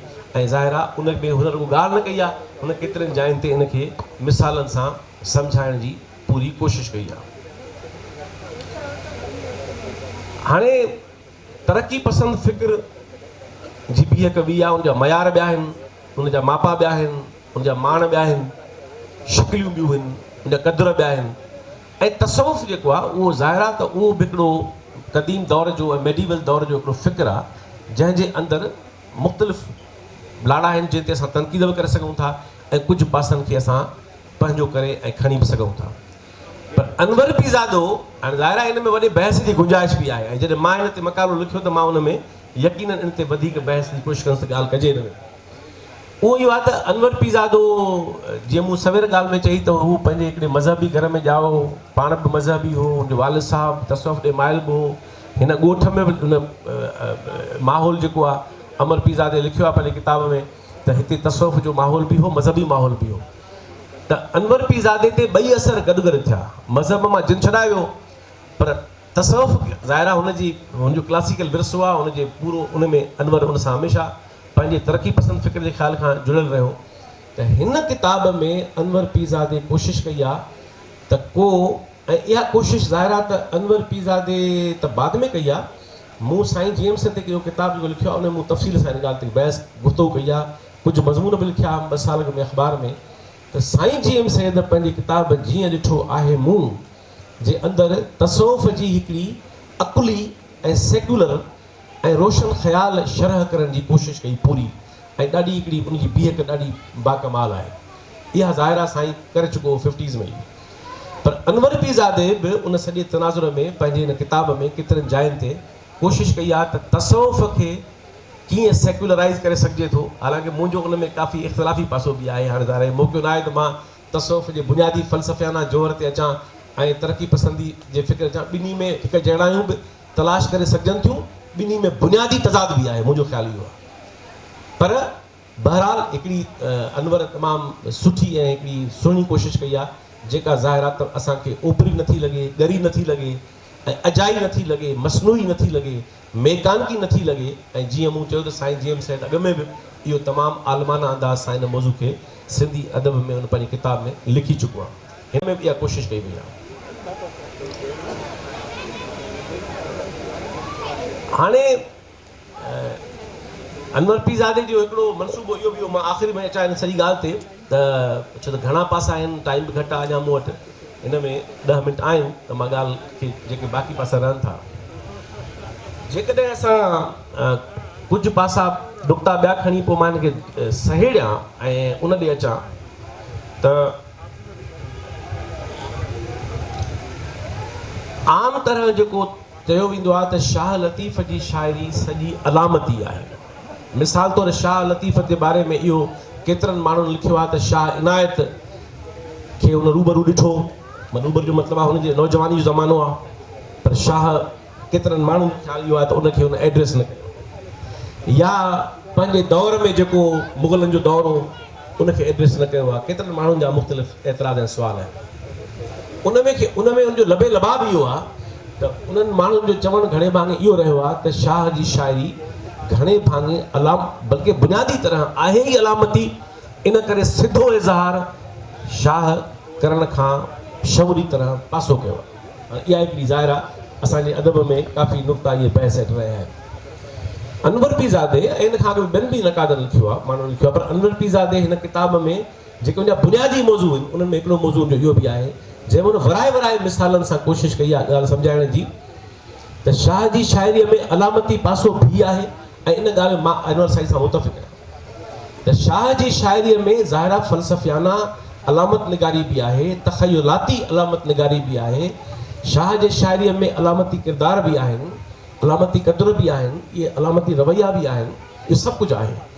पर शाह जी शाइरीअ में पंहिंजे समाज ऐं पंहिंजे दौर जे जेके बि नाकारी पासा आहिनि, जेके तारीख़ जे उबतड़ बीठल पासा आहिनि, उन्हनि सां उनजी मज़ाहिमत बि आहे, उनखे रद्द कयल बि आहे, उनजे बारे में उनजी नफ़ी बि आहे। त हिन किताब में इहा ॻाल्हि अनवर पीरज़ादे साईं पंहिंजे केतिरनि मिसालनि सां जे वक़्तु हुजे त मां तव्हांखे बैत पढ़ी ॿुधायां, तव्हां पाण पढ़िजो, वधीक मां नुक़्ता थो ॿुधायां। त मुंहिंजे ख़्याल में इहा ॾाढो हिकिड़ो अहम नुक़्तो आहे जो शाह जे बारे में इहो चवणु त शाह पंहिंजे दौर जे ज़ुल्म खे जबर खे कोन ॾिठो, शाह उनजे बारे में का कोन लिखियो आहे। त हिन में अनवर पीरज़ादे मिसालनि सां, केतिरनि मिसालनि सां इहा ॻाल्हि वाज़े कई आहे।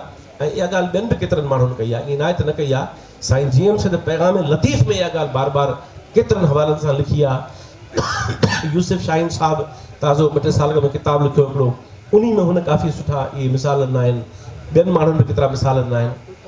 त हिन किताब में बि इहो नुक़्तो वॾी वज़ाहत सां पेश कयल आहे त शाह लतीफ़ जी शाइरी रुगो अलामत निगारी जी शाइरी न आहे, पर शाह जेकॾहिं माज़ी जो शाइर बि आहे, मुस्तक़बिल जे इदराक जो शाइर बि आहे, त शाह पंहिंजे हमसर दौर खां लातालुक़ शाइर न आहे। हुन पंहिंजे हमसर दौर जे समाज खे, हमसर दौर जे निज़ाम जे क़दरनि खे, जागीरदारी समाज जी बीहक खे ऐं सियासी बीहक खे ऐं मुलायत खे, जेके बि तंग नज़री जूं ऐं इंसान दुश्मनीअ जूं ताक़त जे जबर जी शिकिलियूं आहिनि, उनखे शाह पंहिंजी शाइरीअ में एड्रेस कयो आहे। इन करे इहो शाह जे मथां इल्ज़ाम या तनक़ीद दुरुस्त नथी लॻे।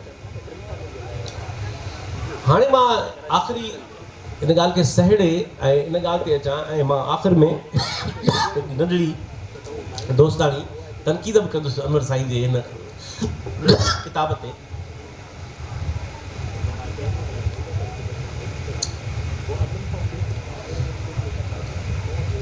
क्लासिकल दौर जा मौज़ू पंहिंजा हुआ, क्लासिकल दौर जा किरदार पंहिंजा हुआ, क्लासिकल दौर जूं बंदिशूं पंहिंजूं हुयूं।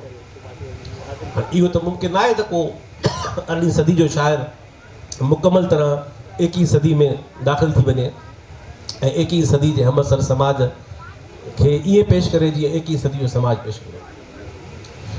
पर वॾा शाइर, दुनिया जा अज़ीम शाइर, उहे ईअं कनि था त उहे ज़ाहिरा इदराक रखनि था, ॾाहप रखनि था, इन करे उहे मुस्तक़बिल जे समाज जी बि शिकिल पेश कंदा आहिनि, मुस्तक़बिल जो इंसान पेश कंदा आहिनि, मुस्तक़बिल जा रवैया पेश कंदा आहिनि, पूरो हिकिड़ो जहान क्रिएट कंदा आहिनि त मुस्तक़बिल जो इंसान, समाज, क़दुर, रवैया, तख़युल, तफ़कुर कीअं हूंदो, यकीनन वॾाई हूंदी हिन में आहे। त अनवर पीरज़ादे साईं हिन किताब जी जेकॾहिं मजमूई तरह मां हिन खे हाणे सहेड़ियां ॻाल्हि खे, ऐं इहो कमु ज़ाहिर आहे हिन खां अॻु में जीअं मां चयो त इहो साईं जीएम सैद पलीज साहिबु ऐं तनवीर अब्बासी, डॉक्टर अरदाद बोहे ऐं केतिरनि आलमनि इहो कमु अॻु में कयो आहे। आगा सलीम साहिब जा केतिरा मज़मून आहिनि, ॿियनि जा मज़मून आहिनि, घणा माण्हू आहिनि, ताज ऐं असांजी नसुल ताईं बि पंहिंजे वसआर इहो कमु असां बि कंदा रहिया आहियूं। उहो इहो सुवालु आहे ऐं मुंहिंजो इन ते ई मां सहेड़ींदुसि ॻाल्हि खे त क्लासिकल दौर जे शाइरीअ खे अॼोके दौर सां ज़िंदा शिकिल में कीअं जोड़िजे। अॼोके दौर जो माण्हू शाह जी शाइरीअ खे पंहिंजे दौर जी शाइरी कीअं महसूसु करे, या पंहिंजो वजूदी तालुक़ कीअं जोड़े सघे थो हुन सां, या पंहिंजे तफ़कुर जो ऐं तख़युल जो तालुक़ कीअं जोड़े हुनजे शाइरी जे पूरी ज़ाहिर आहे क्लासिकल दौर। ऐं उन में बि वरी ख़ासि तौर ते तसवुफ़ जो क्लासिकल दौर जो वॾो शाइर जेको तसवुफ़ घणे भाङे सिर्फ़ु तख़युल जो जहान आहे, तसवुफ़ में हक़ीक़त जान कोन्हे, तसवुफ़ जो सॼी हुस्नाकी तख़युल में आहे, हुनजो महबूब तख़युलाती आहे, हुनजो सॼो पंधु तख़युलाती आहे, तसवुफ़ जो घणे भाङे जहान इहो आहे। त इहो कमु जेको सिंधी शाइरीअ में असां वटि 50 जे ॾहाके खां वठी शुरू थी चुको हो, त शाह जी शाइरीअ खे रुगो असां माज़ीअ जे क्लासिकल दौर जी अज़मत जो उहिञाण सम्झण ताईं बीह न रहूं, असां शाह खे पंहिंजे दौर जो शाइर बि सम्झूं, उन सां निस्बत जोड़े सघूं, उन मां तफ़कुर ॻोल्हे सघूं, उन मां असां पंहिंजे सुवालनि जा जवाब ॻोल्हे सघूं ऐं असां शाह खे हिकिड़ी ज़िंदह लकाव तौरु पेश करे सघूं। त मां सम्झां थो त अनवर पीरज़ादे साईं हिन किताब में वेंदे इक़्तिसादी सुवाल, माना सरीराग ऐं सामूंडी जे सुरनि जी हुस्नाकी का बि आहे, पर अनवर पीरज़ादे हिन में उन्हनि सुरनि मां बि इक़्तिसादी सुवाल खणण जी कोशिशि कई आहे।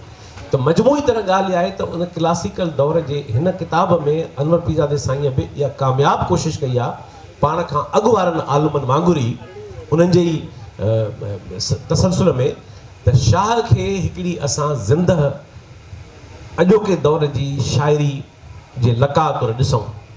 उन में वजूदी सवाल, उन में समाजी सवाल, सकाफ़ती सवाल, सियासी सवाल, जमालियाती सवाल, समाज जी तश्कील जो सवाल, नए इंसान जो सवाल, इहे सभई पासा चैलेंजिस सिंध खे दरपेश आहिनि।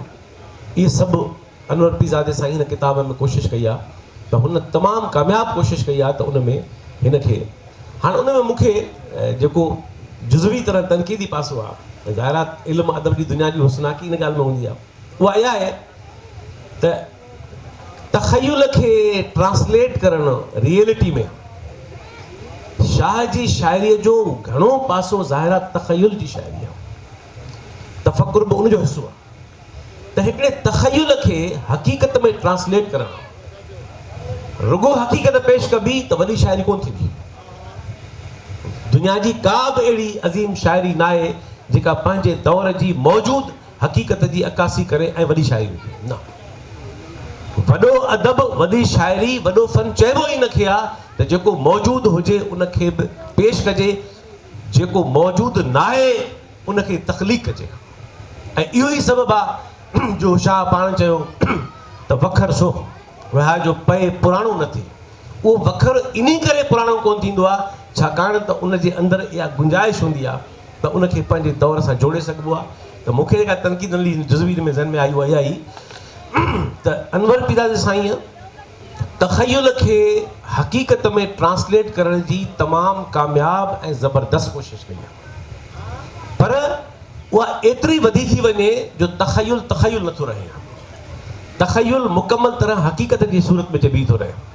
त इन करे मां सम्झां थो त असांखे शाह जी शरह में इहो तवाज़ुन पैदा करणो पवंदो नफ़ीस क़िस्म जो, त शाह जो तख़य्युल बि रहे ऐं शाह जो तख़य्युल हक़ीक़त सां जुड़ियल बि रहे। ऐं मां सम्झां थो इहो ई तरीक़ो थी सघे थो जंहिंमें शाह 21वीं सदीअ में असांजे समाज जो, अॼोके दौर जो, ईंदड़ दौरनि जो, ईंदड़ नसुलनि जो बि ईअं ई सूंहुं ऐं रहनुमा ऐं रहबर शाइर थी साम्हूं अची सघे थो जेका हू हैसियत लहणे थो। तव्हांजी वॾी महिरबानी। ऐं असांजो जेको सेक्शन शुरू थियण वारो आहे उन सेक्शन जो नालो आहे अनवर पीरज़ादो मुंहिंजो दड़ो ऐं सिंधु दरिया जो केस वड़ंदड़।